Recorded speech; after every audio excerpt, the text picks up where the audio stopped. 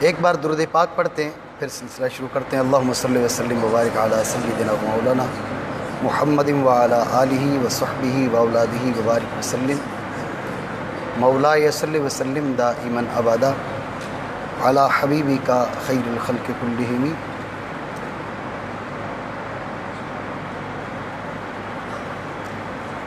ہمارا یہ سلسلہ گفتگو جو انشاءاللہ رب العالمین آج 14 اپریل کا دن گزرا، آج سے چل کر انشاءاللہ 3 مئی تک یہ جاری رہے گا۔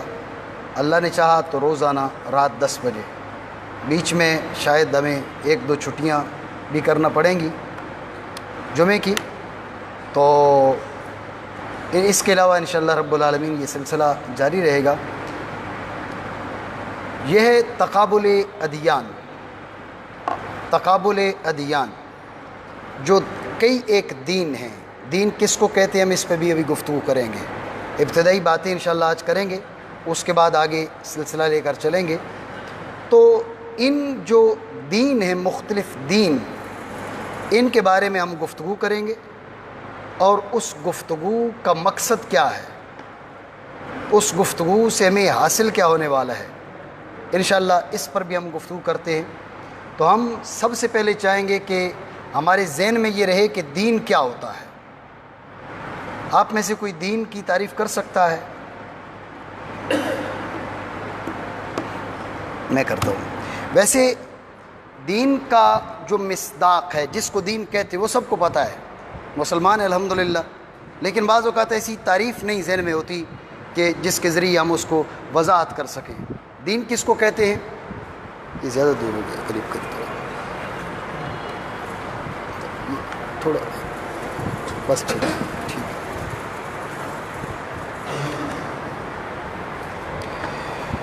چونکہ ہماری گفتگو صرف اور صرف اسلام کے بارے میں نہیں ہوگی، ہماری گفتگو یہودیت کے بارے میں ہوگی، عیسائیت کے بارے میں ہوگی، ہندو مت کے بارے میں ہوگی، بدھ مت کے بارے میں ہوگی، سکھ مذہب کے بارے میں ہوگی، پارسی مذہب پاکستان میں کچھ تعداد ان کی بھی ہے، ان کے بارے میں ہوگی۔ پاکستان میں کچھ لوگ رہتے ہیں جن کے مذہب کو کالاش مذہب کے لوگ ہیں، ہم انشاءاللہ ان کے بارے میں بھی گفتگو کریں گے۔ اس لیے مسلمانوں کے نزدیک مذہب کیا ہے، دین کیا ہے، یہ بھی لکھ لیتے ہیں، اور غیر مسلم جو دانشور ہیں ان کے نزدیک دین کیا ہے یہ بھی لکھ لیتے ہیں۔ ہمارے نزدیک، مسلمانوں کے نزدیک دین کیا ہے یہ دیکھ لیتے ہیں۔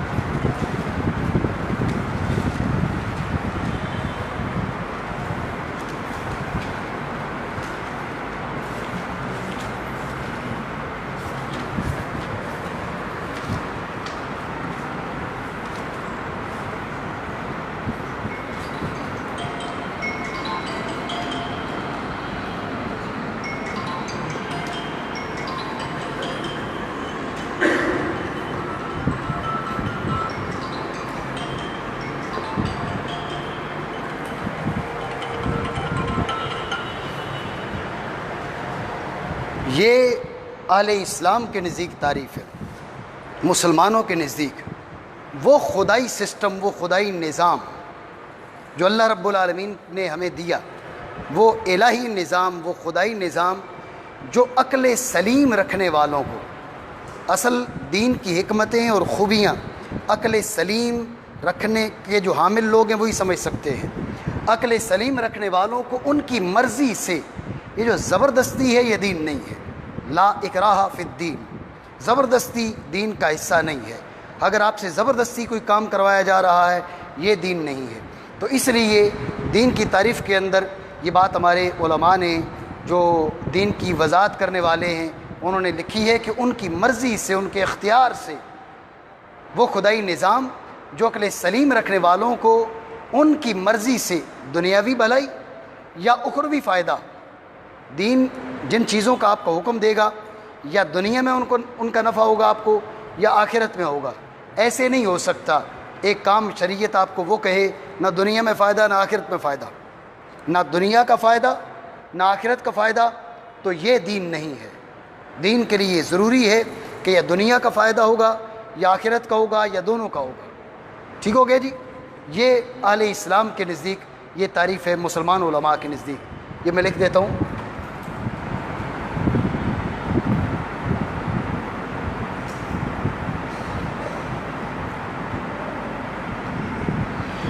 یہ مسلم علماء کے نزدیک یہ تعریف ہے جو اوپر میں نے آپ کے سامنے لکھی ہے.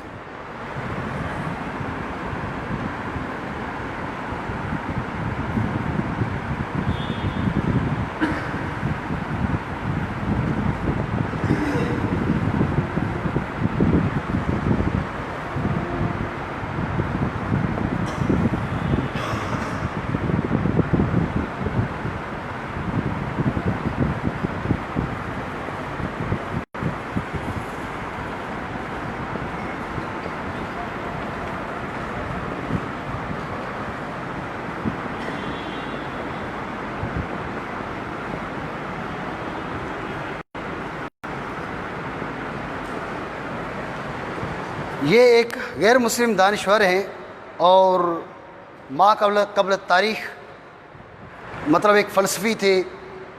حضرت سیدنا عیسیٰ علیہ السلام کی بھی ولادت سے پہلے کے سیسرو. ان کے نزدیک دین کیا ہے؟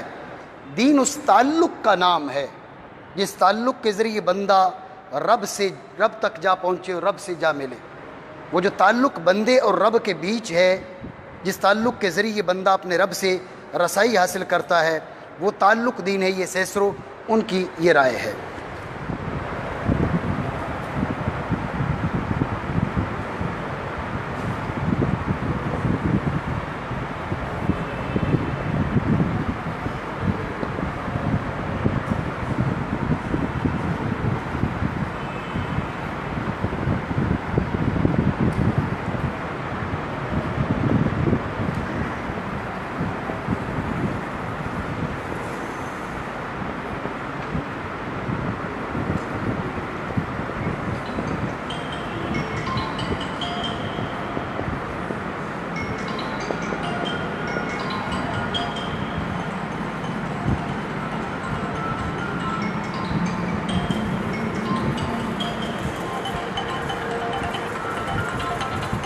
یہ امانوئل کانٹ یہ بھی غیر مسلم مفکر ہیں، چند صدیاں پہلے ہوئے ہیں. ان کے نزدیک دین کیا ہے؟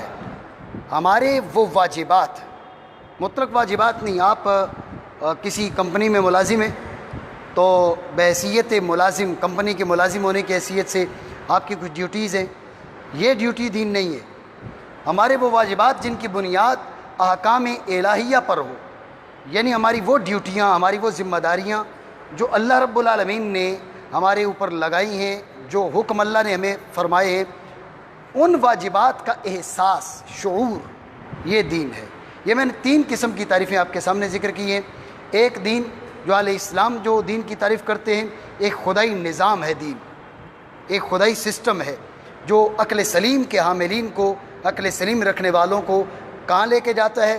ان چیزوں کی طرف لے کے جاتا ہے کہ دنیا میں ان چیزوں کا نفع ہے یا آخرت میں ان چیزوں کا نفع ہے. جبکہ سیسرو کیا کہتے ہیں؟ دین اس تعلق کا نام ہے جس تعلق کے ذریعے بندہ اپنے رب سے رسائی حاصل کرتا ہے، رب سے جڑتا ہے، رب تک پہنچتا ہے. رب تک پہنچنے کا ذریعہ یہ دین ہے. یہ سیسرو کی رائے ہے. امانوئل کانٹ جو ہے، ان کی رائے کیا ہے؟ وہ کہتے ہیں ہمارے وہ واجبات جن کی بنیاد احکام الہیہ ہو، ہماری وہ ذمہ داریاں، ہماری وہ ڈیوٹیاں جن کی بنیاد احکام الہیہ پر ہو، ان واجبات کا جو احساس ہے، ان کا جو شعور ہے، یہ دین ہے. ظاہر ہے بحیثیت مسلم اور مسلمان علماء جو ہے انہوں نے دین کی جو تعریف کی، ہماری فکر کے مطابق جو رجحان ہے وہ اسی تعریف کو ہے، اور بالخصوص اسلام کے حوالے سے. لیکن جو ہے نا یہ تعریفیں دیگر بھی سیسرو ہیں، انہوں نے بھی یہ تعریف کی ہے، اور امانوئل کانٹ ہیں، انہوں نے جو تعریف کی وہ بھی میں نے آپ کے سامنے رکھی ہے. آپ لکھنا چاہیں تو لکھ سکتے ہیں.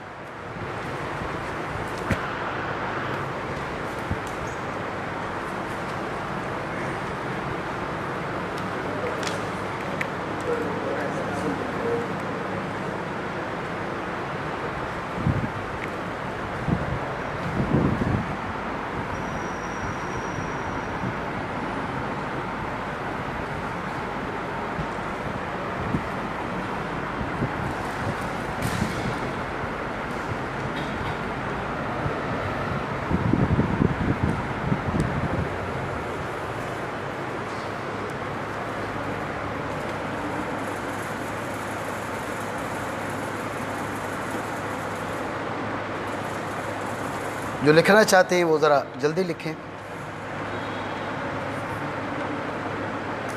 جو تصویر لینا چاہتے ہیں وہ تصویر لے لیں۔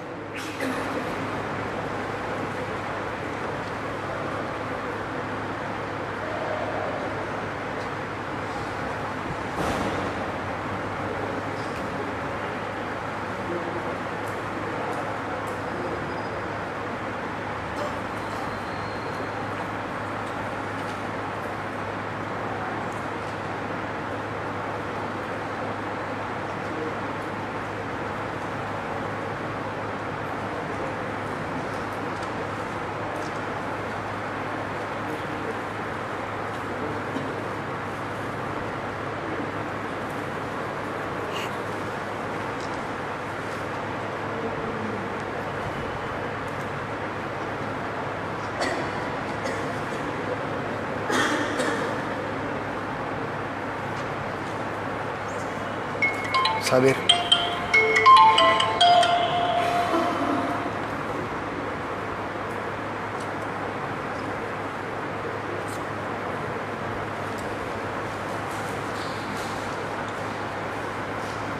یس سر، ٹھیک ہے۔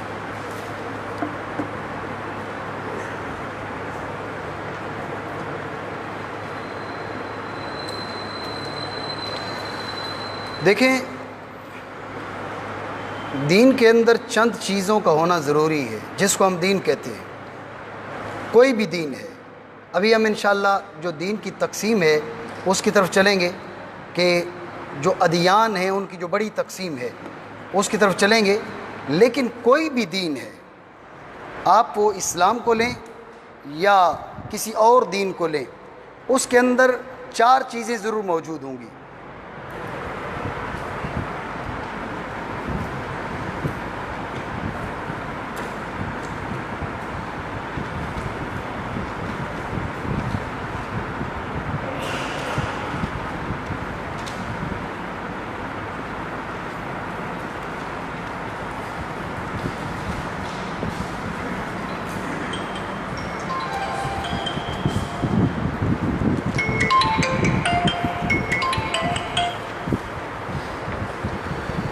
یہ دیکھیں، کوئی بھی دین ہے، چاہے وہ اسلام ہے یا کوئی اور دین ہے، اس کے اندر یہ 4 چیزیں ضرور موجود ہوں گی، ان سے دین بنتا ہے۔ ایک تو عقیدہ ہوگا، چند باتیں ایسی ہوں گی جن کا اس مذہب کے، اس دین کے ماننے والے یقین رکھتے ہوں گے۔ یہ ذہن میں رہے، عقیدہ کا جو تعلق ہے وہ یقین سے ہے، جو آپ کے مذہب کے یقینی باتیں ہیں آپ کی، جن میں شک ہے وہ نہیں، جن میں گمان غالب ہے وہ نہیں، جن چیزوں کا آپ کو یقین ہے وہ عقیدہ ہے، جن کا یقین نہیں ہے وہ عقیدہ نہیں ہے۔ یہ بات ذہن میں رہے۔ ہر ایک کوئی بھی مذہب ہے، آپ ہندو مت کو لے لیں، ان کے ہاں بھی کچھ نہ کچھ ایسی چیزیں ہوں گی جن کا ہر ہندو کو یقین ہے، ٹھیک ہے۔ عیسائیت کو لے لیں، چند چیزیں ان کے پاس ایسی ہیں جن کا ان کو یقین ہے، مثلا معاذ اللہ سیدنا عیسیٰ علیہ الصلوۃ والسلام کے لیے اللہ کا بیٹا ہونا،